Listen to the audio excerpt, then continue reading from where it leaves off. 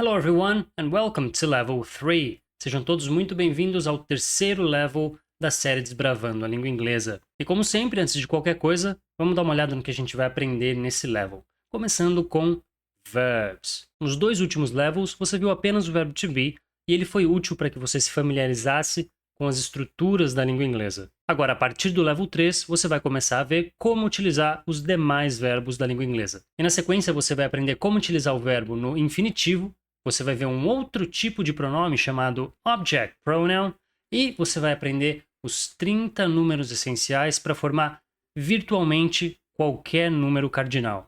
E chegando mais no final da aula, você vai ver 9 preposições de lugar. Essa é a parte 1 sobre esse tipo de preposições. E finalmente você vai aprender como utilizar so, so much e so many. Tudo isso vai ser feito utilizando ainda o present simple, e você vai adquirir 83 palavras para o seu vocabulário. Lembrando que dentro desse número se encontram aqueles 30 números cardinais essenciais. Então, excluindo essa parte, você vai aprender 53 palavras. E a estrutura que a gente vai utilizar para aprender tudo isso é a afirmativa. E quais são as habilidades que você vai ter adquirido uma vez que você finalizou o level 3? Lembrando, finalizar o level significa atingir a nota mínima de 70% lá nos exercícios. Então, tendo dominado o level 3, você vai conseguir se comunicar sobre situações cotidianas, vai conseguir descrever um pouco sobre a sua formação, o meio onde você vive e vai falar sobre as suas necessidades imediatas, de maneira simples. E além de tudo isso, agora você vai ser capaz de utilizar os números cardinais e decimais. Então vamos ver algumas frases que exemplificam tudo isso. Olha só. Eu trabalho naquele hospital. Nós moramos ao lado da escola. Acho que eles ainda estão longe daqui. Eu normalmente vou para o trabalho de carro. E finalmente, você tem que ligar para eles. Então vamos começar nossa aula falando sobre os verbos da língua inglesa. Você viu até agora o verbo to be. E nessa altura você já sabe muito bem como utilizar esse verbo. Você se lembra que ele é um verbo especial porque ele muda de acordo com as pessoas gramaticais. Am, is e are. E agora eu tenho uma ótima notícia para você, porque os demais verbos são muito mais simples. Mas antes da gente conjugar qualquer um desses verbos, a gente tem que falar sobre o tempo verbal. Então isso que você está vendo aí é o que eu chamo de diagrama dos tempos verbais. Esse aí na tela se refere ao presente simples. Sempre que aparecer um tempo verbal novo, vai ter lá o diagrama desse tempo verbal para que você possa visualizar e entender melhor como esse tempo verbal funciona. Então, no caso do presente simples, você está vendo aí a linha do tempo, passado, presente e futuro, e você está vendo que tem uma linha tracejada que engloba toda a linha do tempo. E esse é o present simple, é um tempo verbal que não está restrito somente ao presente, ele se expande ao passado e ao futuro. Então, quando eu falo eu sou brasileiro, eu não me refiro somente ao momento presente, e sim a toda a linha do tempo. No passado eu fui brasileiro, hoje eu sou brasileiro, no futuro eu vou ser brasileiro. Então é um tempo verbal que a gente usa para fazer generalizações que não estão presas a um ponto específico da linha do tempo. Agora, para fazer a conjugação de um verbo qualquer que não seja o verbo to be, nesse tempo verbal, no present simple, é muito, muito simples. Vamos pegar aqui o verbo to work, trabalhar, e conjugar ele no presente simples. Olha só como é que fica. I work, you work, he, she, it works. We, you, they work. Agora, olha essa conjugação e pensa se não é uma ótima notícia. Essa é a conjugação no presente simples de todos os outros verbos da língua inglesa. Olha para ela e me diz se não é uma boa notícia. Compara com o que a gente tem em português.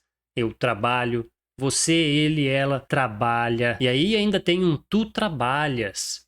Aí lá no plural, nós trabalhamos, vocês, eles, elas trabalham. São inúmeras formas, enquanto que no inglês você tem work e works. Então olha só como essa conjugação funciona. Você vai ter o infinitivo, a gente já viu lá atrás que o infinitivo é to mais o verbo, e isso é chamado de forma base ou forma base do verbo. Essa forma base é utilizada para conjugar o verbo, com exceção da terceira pessoa do singular. Se esse for o caso, a conjugação passa a ser a forma base mais S. Então, work para todas as outras pessoas e na terceira pessoa do singular, work mais S, works. Então olha só esse exemplo. Sarah works at the hospital and her daughter works at the drugstore. A Sarah trabalha no hospital e a sua filha dela, trabalha na farmácia. Então nesse caso, os dois sujeitos, Sarah e her daughter, são terceiras pessoas do singular. Por isso estaria incorreto dizer Sarah work e her daughter work. Por quê? O que importa não é o pronome, não é he, she, it, e sim se é uma terceira pessoa do singular. E agora olha só essa observação. A gente viu lá no level 2 as palavras somebody, someone, anybody, anyone, nobody, no one.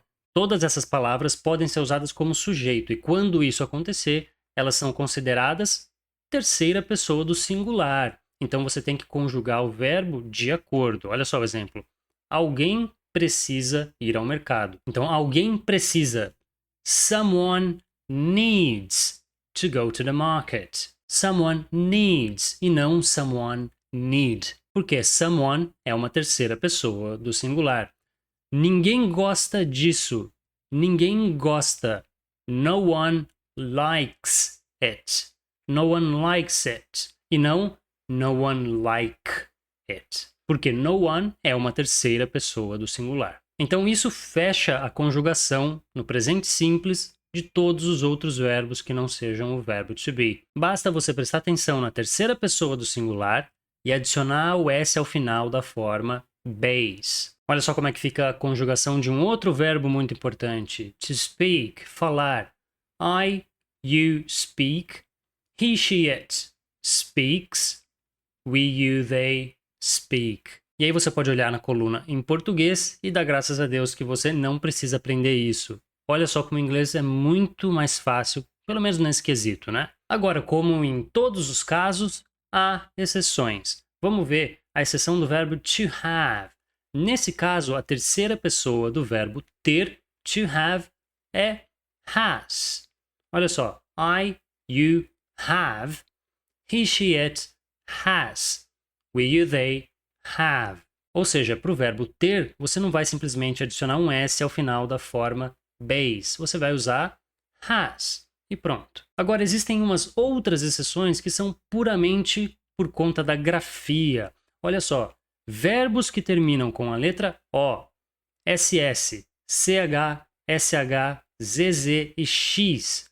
Nesses casos, você vai adicionar ao final da forma base e S e não somente o S. Então isso é por conta da grafia. Você concorda comigo que não faz sentido um verbo que já termina com dois S's eu adicionar mais um S? Não faz sentido nenhum. A boa notícia é que verbos com essas terminações são a minoria. A maior parte dos verbos obedecem àquela regra que a gente já viu. Adiciona só um S ali no final da forma base. Mas de qualquer maneira, vamos ver alguns exemplos desses verbos aí. Verbo to do, fazer. I do, you do, he, she, it does. To kiss, kisses.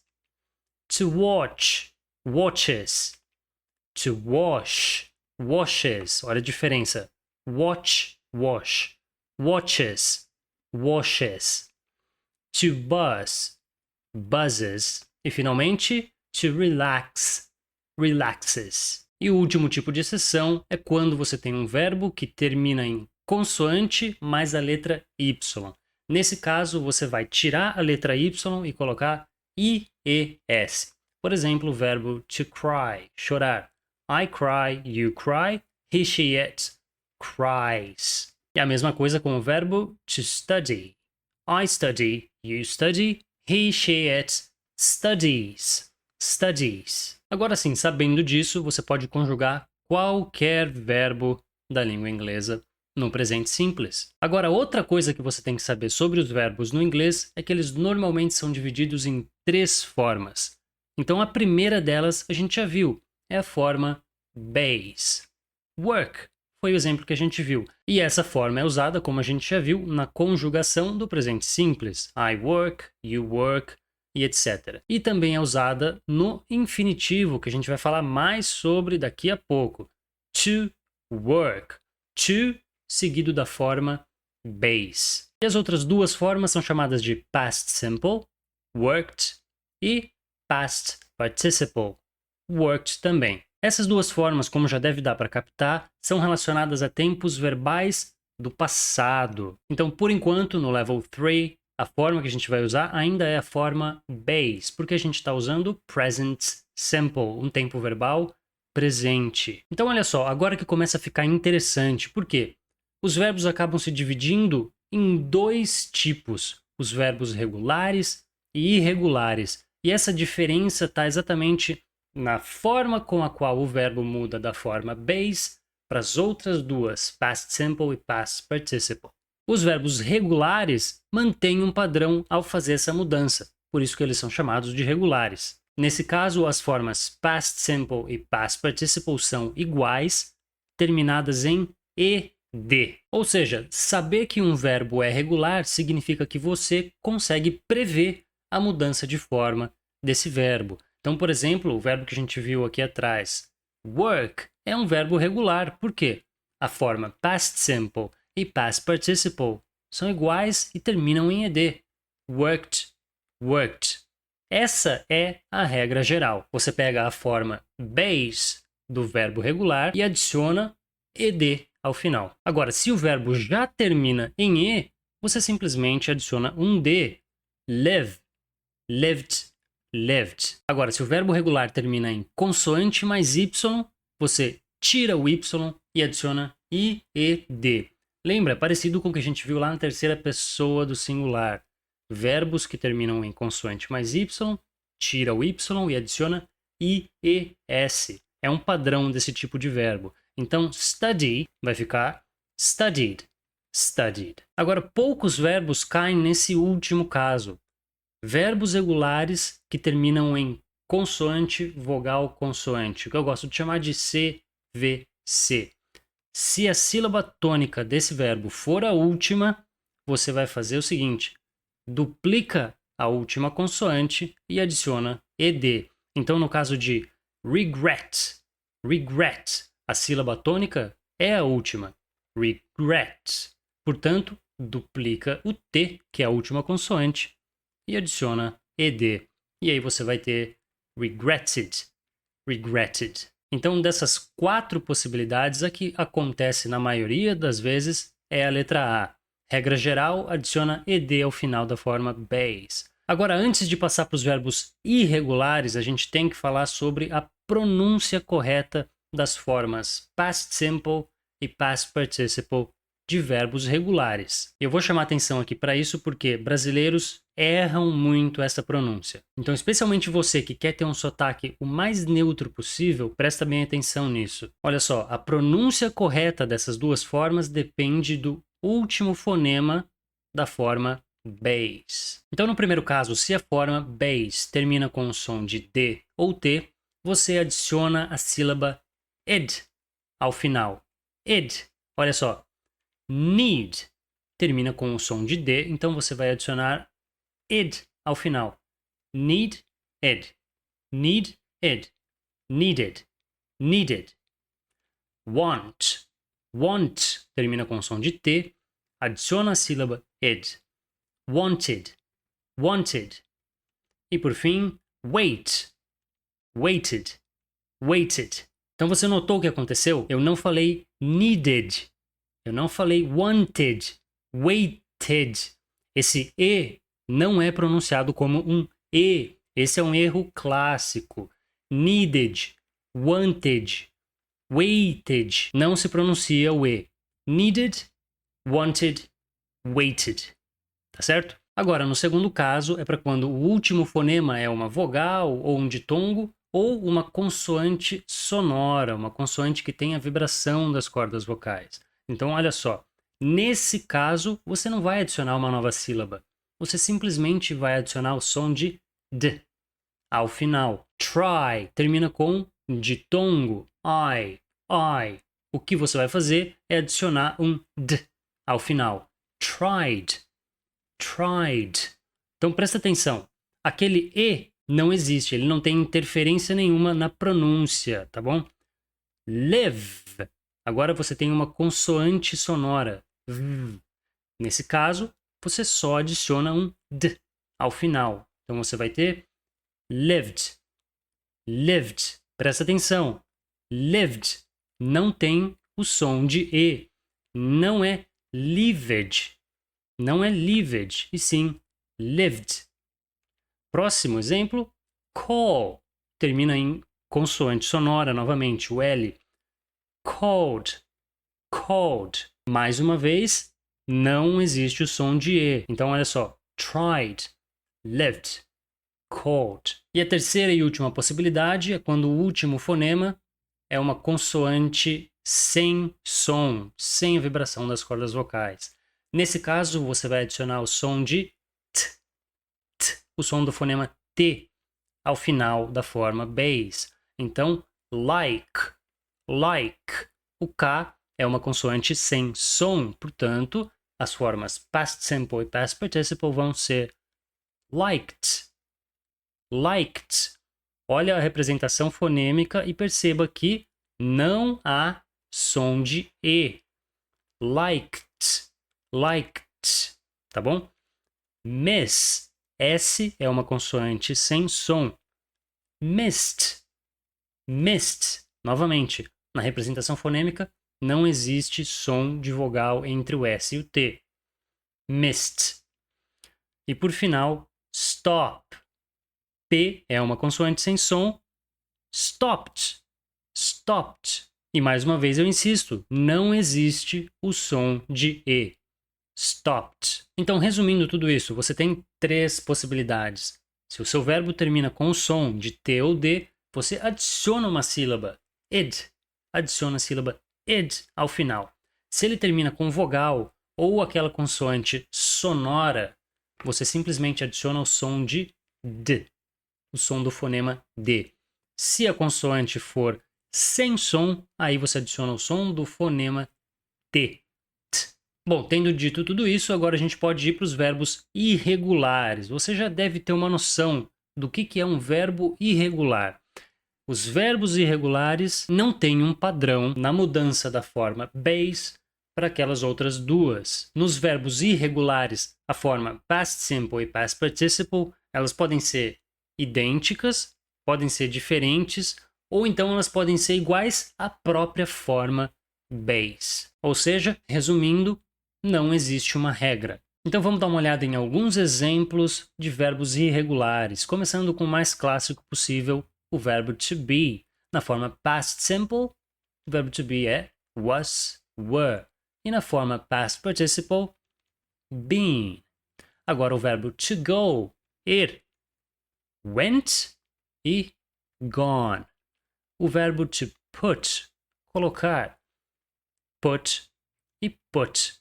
Nesse caso, as 3 formas são idênticas.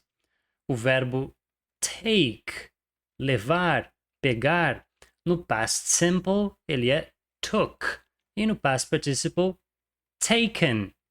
E por fim, o verbo think, que é thought no past simple e também é thought no past participle. Então você viu aí exemplos de tudo que pode acontecer com verbos irregulares. O único padrão entre os verbos irregulares é que as formas past simple e past participle não terminam em ed. Então, como os verbos irregulares não são previsíveis, você não tem como saber de antemão quais são as formas past simple e past participle. Por isso que lá no final do nosso livro de vocabulário existe uma lista com todos os verbos irregulares que aparecem no curso. Nessa lista, os verbos são dispostos alfabeticamente e você tem as 3 colunas: base, past simple e past participle. Na 4ª coluna, você ainda pode ver em qual level esse verbo aparece. Então, a partir do level 3, você vai começar a ver lá no vocabulário verbos. Toda lição você vai ter verbos. E é aqui que entra a parte importante. Na hora de fazer a memorização, lá com os flashcards, você deve fazer a memorização das 3 formas do verbo. Então, por exemplo, nesse level número 3, você vai aprender o verbo to go, ir. Go, went, gone. Você tem que memorizar as 3 formas do verbo ir. Mesmo que nessa lição você só vai usar a forma base. Ah, mas por que então que eu tenho que memorizar as outras duas formas se eu não vou utilizar agora? A resposta é simples. Você tem que associar as três formas uma com a outra. Dessa maneira, você sempre vai saber utilizar o verbo em qualquer tempo verbal. Assim, você vai evitar de chegar numa estrutura um pouco mais complexa que utiliza um tempo verbal do passado e você tem aquela dificuldade de saber qual é a forma do verbo que eu uso agora.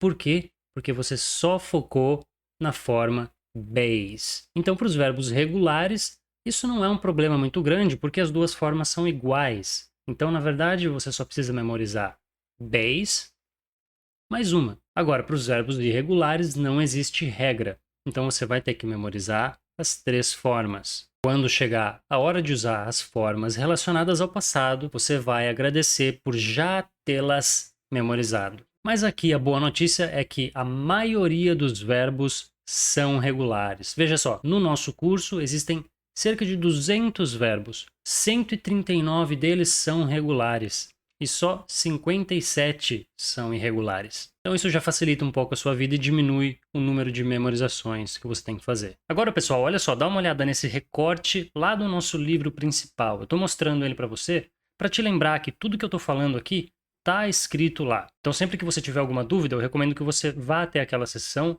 e leia. Agora, esse recorte está falando sobre o sujeito. Lembra que a gente falou sobre o sujeito lá no Level 1? Eu disse para vocês que quando o sujeito não existe em uma frase, a gente tem que colocar o pronome it no lugar dele. Porque na língua inglesa não se pode simplesmente omitir o sujeito como a gente faz no português. Então agora que a gente está vendo outros verbos, essa regra continua a valer. Então olha só esses exemplos onde a gente não usa sujeito nenhum em português, mas em inglês vai ser necessário colocar o subject pronoun it. Funciona.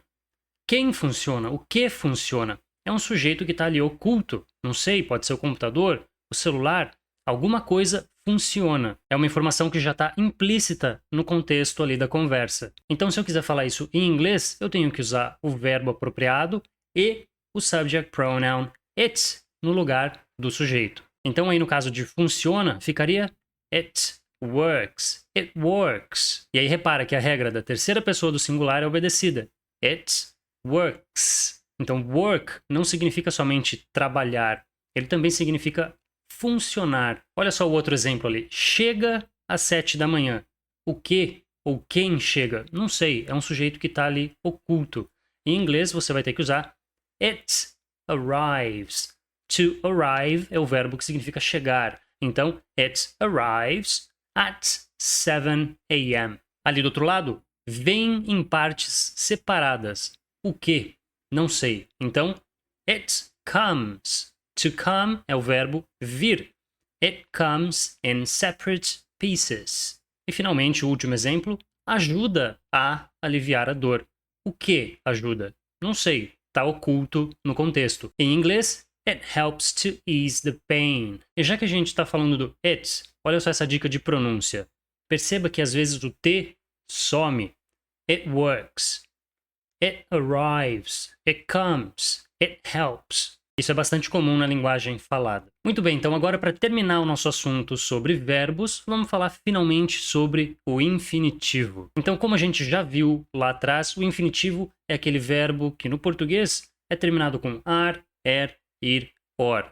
Seria a forma pura do verbo. E como vocês também já viram, na língua inglesa ele é formado por to mais a forma base do verbo. Então, o infinitivo pode ser usado em combinação com outros verbos. Por exemplo, em precisa fazer. Você tem um verbo precisa conjugado e um verbo no infinitivo na sequência fazer. A mesma estrutura pode ser montada na língua inglesa. Olha só como é que vai ficar. Subject seguido do verbo principal na forma base, main verb, e então o infinitivo e o complemento para finalizar. Então essa é a mesma estrutura que você usa no português. Vamos dar uma olhada no exemplo. I need. Então eu estou conjugando o verbo precisar. I need. E na sequência vem o verbo no infinitivo. I need to go. I need to go. Eu preciso ir e um complemento qualquer. I need to go home. Eu preciso ir para casa. Isso é extremamente simples, pessoal, não tem mistério nenhum. Vamos ver outros exemplos disso, então. Ela quer ligar para o advogado dela. Quer, um verbo conjugado, ligar, o infinitivo. Perceba que é o mesmo esquema no português e no inglês. She wants to call her lawyer. She wants, conjugação do verbo to want, to call. Ela quer ligar. Próximo exemplo. Você tem que ver isso. Tem que ver, conjugado e infinitivo. Isso em inglês vai ficar You've got to see this. You've got to see this. Perceba que essa é uma maneira particularmente britânica de falar o verbo ter. You have got. Have got significa have, a mesma coisa, assim como has got significa has. Então, outra maneira igualmente correta de montar essa frase seria You have to see this. Outro exemplo. Eu gosto de morar perto do trabalho. Gosto de morar. Como é que vai ficar em inglês? I like to live. Like to live close to work. I like to live close to work. E finalmente, o último exemplo, você tem que colocar isso lá fora. Ter que colocar. Isso em inglês fica You've got to put it outside. You've got to put it outside. Ou you have to put it outside. Bom, então isso fecha tudo que a gente tinha que ver sobre verbos aqui no Level 3. Perceba que agora você já vai começar a montar frases bem mais complexas. Agora que você pode usar todos os verbos da língua inglesa e ainda combinar com o infinitivo.